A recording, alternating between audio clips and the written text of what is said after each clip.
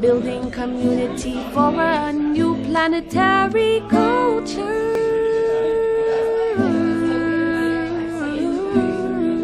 All of us have to take action, be who we are, talk about the world that we want to build together, and build it with other collaborators.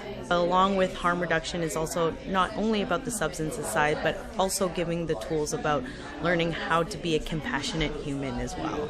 I just see love opening up more and more around the globe, and people giving and sharing and collaborating and understanding. And more gathering, more celebration, more ceremony, more participating with the mystery, more listening. Re-establishing language through the use of dance and through body movements, through pictures. We can come to a way that we can read each other. Building community for a new planetary culture.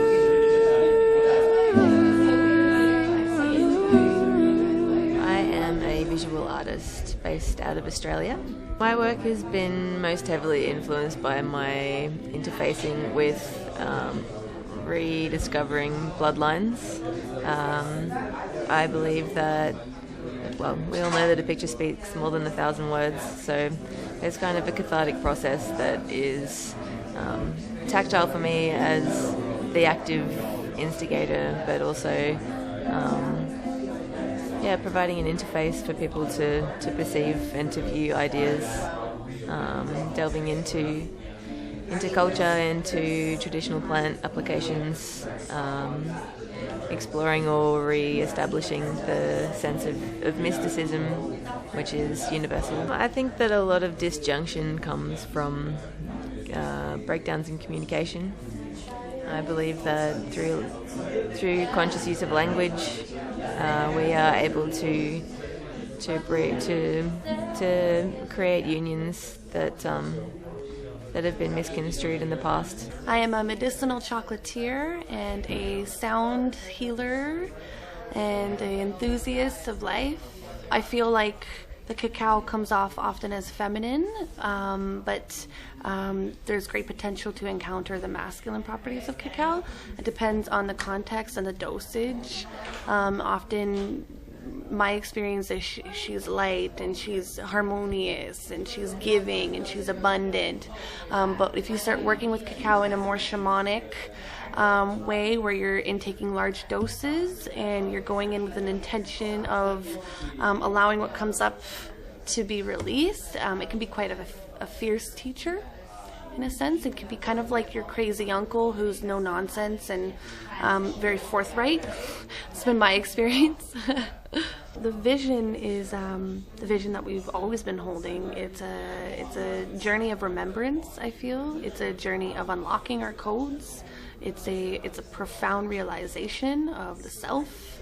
It's an opportunity for us to really learn what it means to be accountable, to track our arrows of intention, and to build as creators. I believe that we have come into this time as a means of consciously evolving. We forgot so that we could remember, and our journey of remembrance is revealing great profundities. We're making money out of fabric.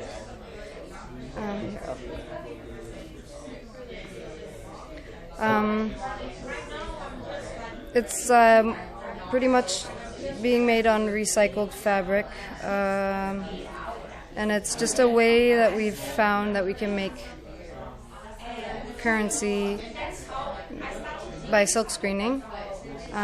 It's fairly simple and easy. We call it open source, so anybody can basically just make anything like this, or you can even contact us. We're a group called Cascadia North Permaculture Society out of Vancouver, Canada. But you could draw up your own. These are sort of prototypes, and really probably people might want to make them cultural sensitive to their area. On the back of these ones, it says unceded coastal territory, which is where we're at. And then I just chose designs like bicycles and lotuses and Ganesh, and these ones aren't perfect. None of them are perfect, actually. And we're just trying to divine ideas to see how they're going to work out in the community. We're actually looking for some communities to test them out. Something that really touches my heart is a modality called NVC, or Compassionate Communication, as designed by Marshall Rosenberg. He slept in doorways in order to get his message out, and it's really about not so much diagnosing as getting in touch with our feelings and needs, and observing and making requests to each other about how we want to live. One of my projects is Fame Nights, so it stands for Female Arts and Music Exhibition. So our mandate is to get as many females to come out and be comfortable with us, and we want to support women in the creative field, whether it's music, arts, or like healing arts, just because that's part of their identity as well. It's just having the tools in our societies to get people know how to make healthy business transactions, what they need to know about their self-worth, so they can actually start doing the projects that they want to do and actually feel confident about it. We're assembling a harm reduction team in Vancouver that focus on holistic health strategies towards nightlife and music festival communities. So along with honest education, we want to advocate for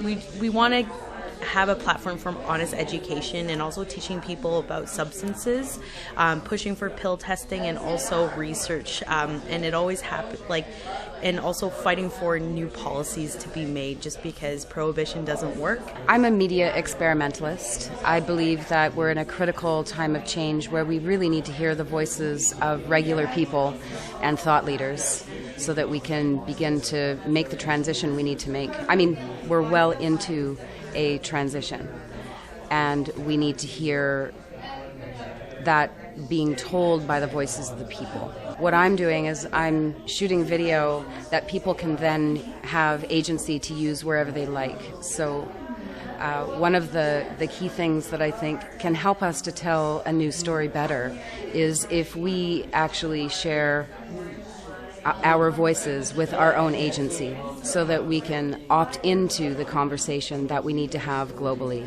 rather than have our message be cut, scripted, but rather what is really happening, what do people really think about what's going on, and what can we do to make the shift. Building community for a new planetary culture.